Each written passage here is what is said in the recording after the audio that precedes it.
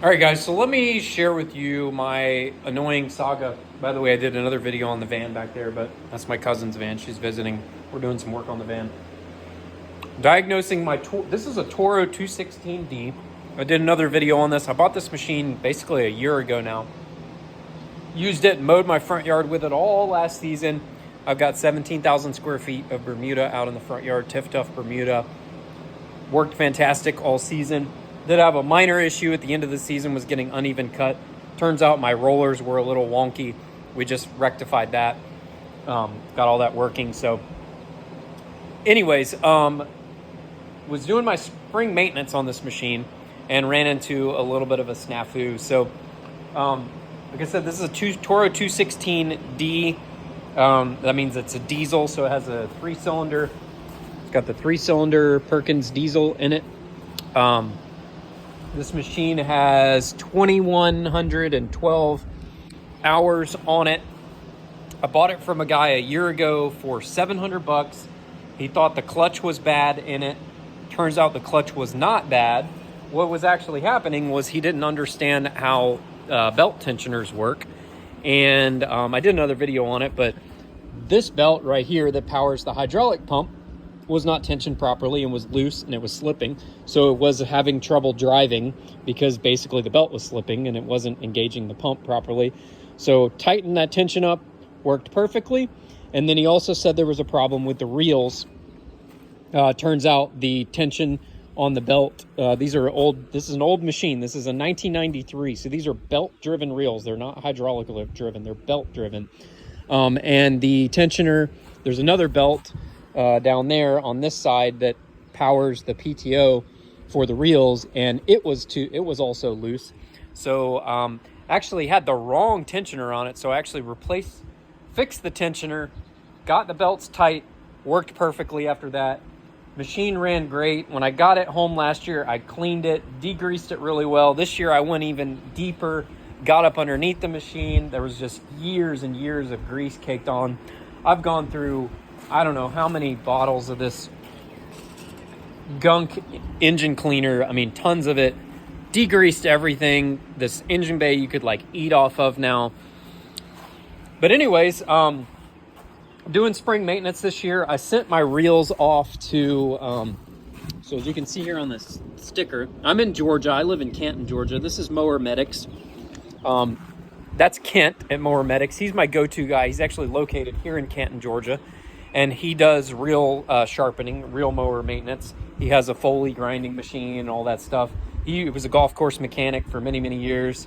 In fact, when he first started working on my equipment 15 years ago, I bought my first True Cut about 15 years ago. He was still working at a golf course and then sharpening mowers on the side. Since then, he's gone into business for himself. Word got around that he sharpens reel mowers, and he's been doing it for a lot of people. He's grown that business. He's got shop helpers now that help him in the shop. He's got a delivery guy that picks up and delivers all the machines. Good for him. I'm proud of him. Kent is a really, really nice guy. Highly recommend doing business. Nicest guy in the world. Really knowledgeable on all these machines. I actually messaged him about this machine before I bought it, got his opinion on it. He said, it's an old machine. It's going to be harder to find parts, but they're good machines.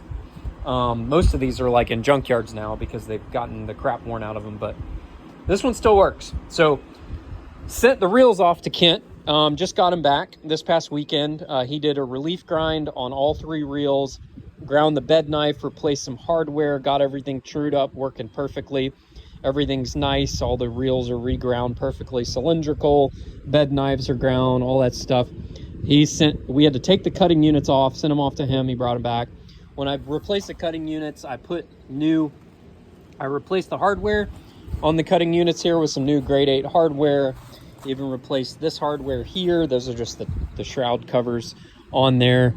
Put all that stuff back on, got everything working.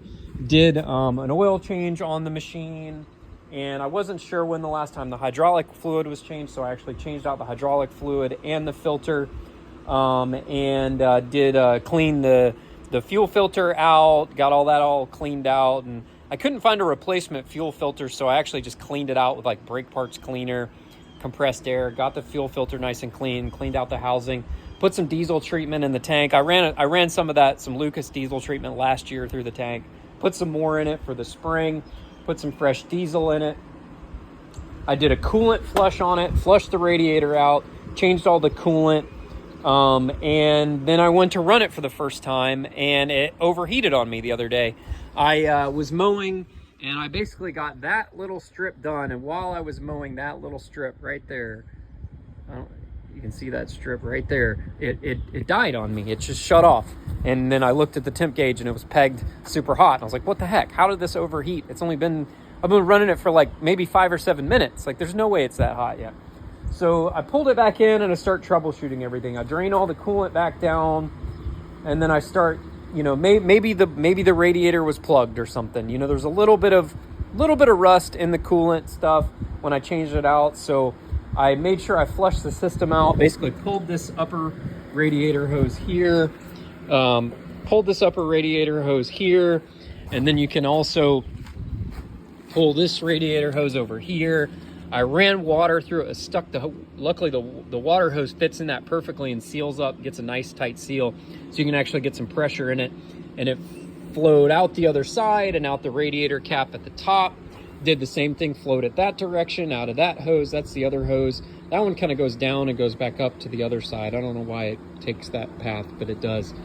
And then put the water hose down here and made sure everything was flushed out, got all the stuff flushed out. Pulled the thermostat housing off here. And of course I broke a stud in the process and ended up having to drill and tap that stud in that tiny little space there. What a pain in the ass that was. I could have pulled the exhaust manifold, but anybody who's worked on cars or anything knows that those studs are probably going to break too, and I would be drilling and tapping those. I didn't have a gasket to replace that. Didn't want to take the exhaust off and risk creating more issues, so I just dealt with the pain in the butt factor and drilled and tapped and put some new bolts in there for the thermostat housing. In the troubleshooting process, I tested the thermostat, took it upstairs, put it in some boiling water. It opened up in the boiling water, and then I let the water slowly cool back down. Had a thermometer in the water, and when it got down to 75 degrees Celsius, it closed back up, which is what it's supposed to do. So I verified the thermostat was working properly, I also pulled the sensors out. So there is a coolant temp sensor right there, which controls that gauge right there. And then there is an over temp sensor, which is right there that I'm pointing my finger at. That shuts the unit off if it gets too hot. I pulled those sensors out. They had a little bit of kind of rusty kind of film on them. I cleaned them really good. Basically scuffed them up with some 800 grit and then some 2000 grit sandpaper. Got them nice and shiny again and clean. Wiped them off with some brake parts cleaner. Got them nice and clean. Put them back in. Made sure the plugs were good. Actually, one of the wires was kind of chafing and rubbing against this wire right here was rubbing against that fitting right there for the hydraulic stuff. So I actually put some heat shrink on it to protect it. Put it all back together. Filled it back up with coolant. Went and got a new radiator cap. Replaced the radiator cap. I also verified that the water pump was working right. So this is a water pump right here. So I pulled this hose off, like I said before, and then I put some water inside the engine, and I manually spun the water pump, and it was spitting water out like it's supposed to. So I verified the impeller wasn't broken. It was spitting water like it should. And then I also, make sure there was no play in the bearing at all. It was super smooth. You could spin it, and no problem spinning it. So the bearing was fine.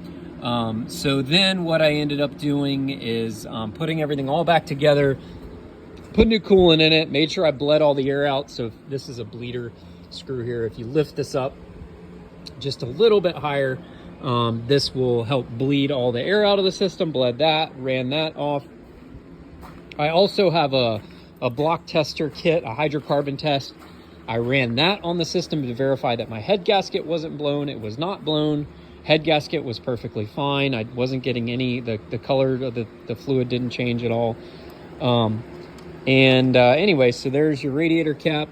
We've got, radiator fluid there. I could fill it up just a smidgen.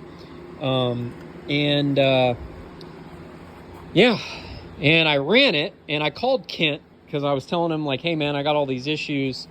And Kent was like, yeah, try this and try that. So he had me I have an infrared gun. He said, run the machine and check the temperature difference between the thermostat housing and either the radiator intake, or I just chose to go over to the other side out of the water pump outlet and verify the temperature difference between the two.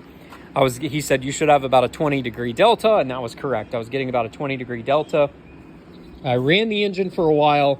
The temp gauge climbed. It climbed up into the red territory. It did not shut off this time, but it was reading red. But checking the temperature here at the thermostat housing, my temperatures were not climbing. So as the gauge was climbing, my temperatures were not climbing on the surface temp at the thermostat housing. So clearly the system is flowing properly and all of that. And then I was only getting a 20-degree delta, and even though that was saying it was super hot, I was only getting 153 degrees Fahrenheit at the thermostat housing here, which was the hottest point. And then it was about 20 degrees cooler at the outlet of the water pump down there. So that tells me that the engine's actually running okay. It's not actually overheating. I think it's the sensor is bad. So I've ordered a new sensor, ordered one from FridayParts.com. Sensor should be here in a couple days. I'm going to try to mow with this tomorrow. It's kind of still wet. It's been raining the last 2 days. We got like 5 inches of rain here in Georgia in the last couple days. We'll let everything dry out. I'm going to go try to mow it tomorrow, and we'll see how it does.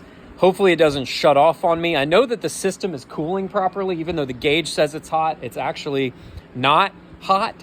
And hopefully if the overtemp sensor doesn't think it's too hot and that sensor's not bad, then it probably won't shut off.